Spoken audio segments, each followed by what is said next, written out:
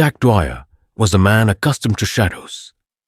As the lead hearse driver for Marshall and Son's funeral home, he was no stranger to death's cold embrace or the eerie silence of the night.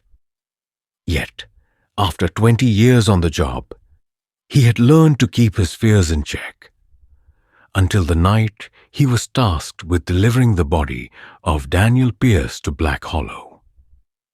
The evening began like any other. Jack clocked in at dusk, grabbed a coffee, and checked his schedule. The name Daniel Pierce was scrawled on the whiteboard next to his assignment for the evening. Tragic case, Mr. Marshall, his boss, said. Young man, only 23. Car accident on the highway. Family's distraught, but they insisted on a midnight vigil. You'll be delivering him to their home in Black Hollow. Black Hollow, the name alone sent a shiver down Jack's spine. The secluded community on the outskirts of town was infamous for its dense woods, narrow roads, and unsettling aura. Jack had only been there twice before, and neither visit had been pleasant. Still, a job was a job. By 10 p.m., the casket was loaded into the back of the hearse and Jack was on the road. The streets of Willow Creek were quiet. The occasional flicker of street lights casting eerie shadows across the pavement. Jack hummed a tune to himself, a habit to stave off the creeping loneliness of his nocturnal drives. As he turned onto the narrow, tree-lined road leading to Black Hollow, the night seemed to close in around him. The towering oaks and pines formed a canopy so dense it blocked out the moonlight. The faint hum of the engine and the rhythmic crunch of gravel under the tires were the only sounds. Even the frogs and crickets seemed to have fallen silent. Halfway down the road, the hearse jolted violently. Nearly veering off the path, Jack slammed on the brakes, his heart pounding. He stepped out to investigate and found the rear tire completely flat. Damn it, he muttered, retrieving the jack and spare tire from the trunk. The woods around him felt oppressively quiet as he worked, the only light coming from his flashlight and the dim glow of the hearse's taillights.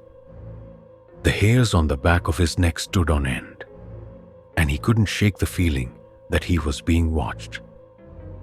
Suddenly, a voice cut through the silence. Need some help? Jack nearly dropped his wrench.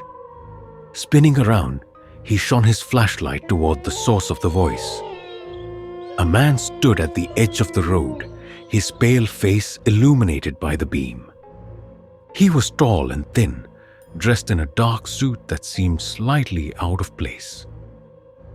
Yeah, the tire's flat," Jack stammered. "Could use an extra hand." The man nodded and stepped closer, his movements unnaturally smooth. Together, they worked in silence to replace the tire. Jack couldn't help but notice how cold the man's hands felt when they briefly brushed against his own. When the job was done, Jack wiped his hands on a rag and offered a nervous smile. "Thanks a lot. Can I give you a ride somewhere?" The man shook his head. "No need. I'm heading back to the old cemetery." Jack frowned. "Cemetery? There's no cemetery out here." The man's lips curled into a faint smile. "Not anymore." Before Jack could respond, the man turned and disappeared into the woods. Jack shone his flashlight in the direction he had gone, but there was no sign of him. Shaking his head, Jack climbed back into the hearse and continued his journey, his unease growing with each passing mile. When he finally arrived at the Pierce family home, it was nearly 1 a.m. The house was a large, weathered Victorian at the end of a gravel driveway. A faint light glowed in the front window. Jack was greeted by an elderly man with tired eyes and a weary expression. "You must be Mr. Dwyer," the man said. "We've been waiting." "Sorry for the delay," Jack replied. "Had some trouble on the road." Together, they unloaded the casket and brought it into the house. The family, Daniel's parents, his younger sister, and a few other relatives, gathered around as Jack placed the casket in the center of the living room. The atmosphere was heavy with grief. "Would you mind opening it?" Mr. Pierce asked. "We'd like to see him one last time." Jack hesitated. Something about the request made his stomach churn, but he nodded and carefully lifted the lid. The family gasped in unison, and Jack's blood ran cold. Lying in the casket was the man who had helped him change the tire. Jack stumbled backward, nearly knocking over a lamp. His vision blurred and his heart raced. This wasn't possible. He had spoken to the man, worked with him. Yet here he was, pale and lifeless, wearing the same dark suit. "Are you all right?" Mrs. Pierce asked, her voice tinged with concern. Jack nodded shakily. I need some air." He stumbled outside, gulping in the cold night air. The woods surrounding the house felt darker, more menacing. Every rustle of leaves, every snap of a twig set his nerves on edge. He leaned against the hearse, trying to steady his breathing. "This isn't real," he whispered to himself. "You're just tired."